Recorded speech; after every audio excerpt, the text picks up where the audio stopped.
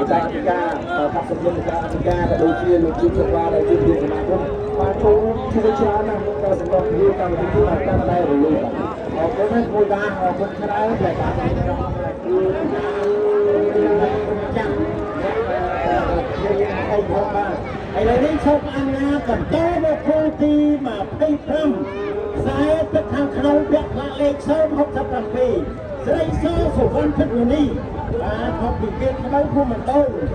មិនខកប្រចាំព្រៃវែងបាទទូមកពីព្រៃវែងឆ្ងាយណាខ្សែទឹកខាងក្រៅ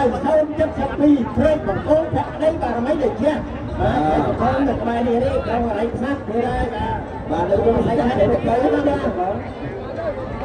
ខ្សែទឹកខ្នងហើយដូចជាមានព្រៃវែងនេះស្រីសសុវណ្ណភិតនីបាទបាទគុំអើយទឹកបាទដូចជាលឿនណាលឿនណាព្រៃបង្គោលថែមលឿនឯសំខាន់ស្រងល្អ